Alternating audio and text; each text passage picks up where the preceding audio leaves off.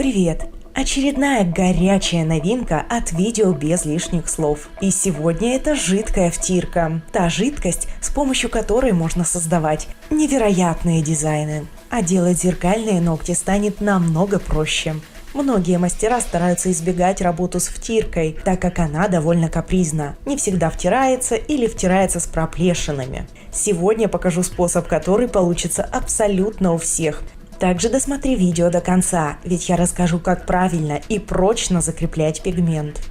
Запись этого видео протекала как никогда весело, ведь основным ингредиентом сегодняшней работы является спирт. Именно его в небольшом количестве я и наливаю. И параллельно вдыхаю опьяняющие пары жидкости. Конечно, в рюмаху я прям натяпала. Но мне ж для вас ничего не жалко. Вторым основным ингредиентом является втирка. Сегодня испробуем всякую разную. Даже попробуем смешать между собой разные цвета. Начнем с дорого-богато. Жидкую втирку удобнее наносить кистью. Поэтому я беру обычную кисточку, еще раз перемешиваю пигмент, поднимая его со дна. И наношу на ноготь. Кстати, таким способом можно делать всевозможные узоры, в том числе и металлическую дымку. Вживую оно так прикольно растекается. Теперь остается подождать, пока это все высохнет. Буквально 10 секунд, и спирт испарится. На ногте останется лишь плотный пигмент. Далее сухим чистым пальцем или пальцем в перчатке забиваем пигмент в ноготь. Втирка без проплешин, она не мутнеет, а ложится плотной зеркальной основой на ноготь. Результат нереальный, никаких пробелов. Пыль плотно легла на ноготь и создала действительно зеркальный эффект. А теперь попробуем повторить в перламутровом цвете. Рецепт коктейля тот же. Пару грамм спирта и щепотку пигмента. Заколотив коктейль, наносим его на ноготь. Примечание. Ноготь должен быть без липкости. Поэтому предварительно либо снимите липкость с ногтя, либо перекройте его топом без липкого слоя. Кистью можно создавать на ногте необычные узоры, таким образом имитируя космические или морские дизайны. Подождав 10 секунд, пока спирт полностью испарится и ноготь станет сухим, пальчиком создаем зеркальность. Ой-ё, ну и скажите, чем это не космос? Мне кажется, я уже знаю, какие ногти хочу на следующую коррекцию. Ну и очередная новая рюмашка спирта. Кстати, создавая такие коктейли, можно давать название каждому, в зависимости от того, какой цвет пигмента вы добавили в спирт. Пускай это будет что-то типа «Голубая лагуна».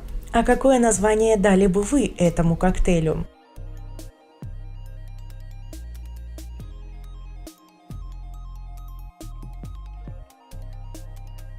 Ну и создав определенный узор, смотрим на ноготь.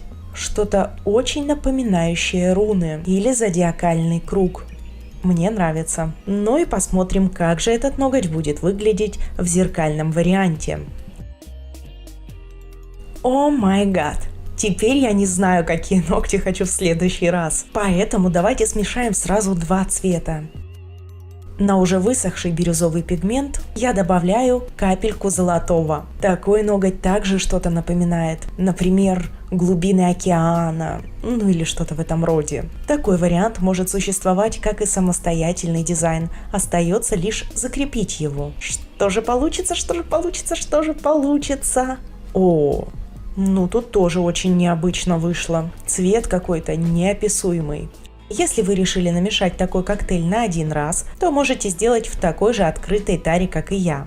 Но не забывайте, сохранить его вы надолго не сможете, ведь спирт быстро испаряется. Но сделать такие замесы на запас для длительного хранения можно. Стоит лишь использовать герметичные упаковки, например, флакончик от ушных глазных капель, либо небольшой флакончик от блеска для губ, или любая баночка от сухих блесток. Главное условие – это плотно и прочно закрывающаяся крышка, чтобы спирт не выветрился. Ну а я показываю, как же закрепить такие дизайны, чтобы втирка не слазила с ногтя пленкой. Вначале мягким бафиком необходимо зашлифовать свободные края ногтя. Это торец и нижние параллели. Счистить пигмент буквально на полмиллиметра с каждого края. Беру ультрабонд, прохожусь по краям ногтя.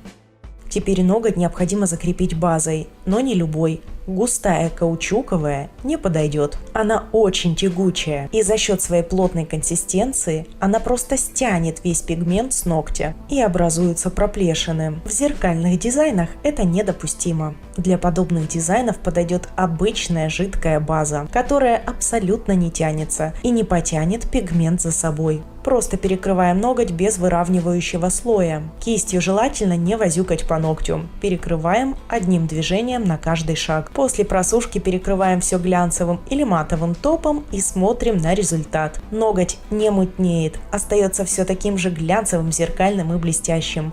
А самое главное – прочным. Надеюсь, видео было полезным и интересным. Подписывайтесь на канал, ставьте лайки и дизлайки. А можете еще репостнуть это видео у себя в соцсетях. Не переключайтесь, дальше больше. Пока-пока.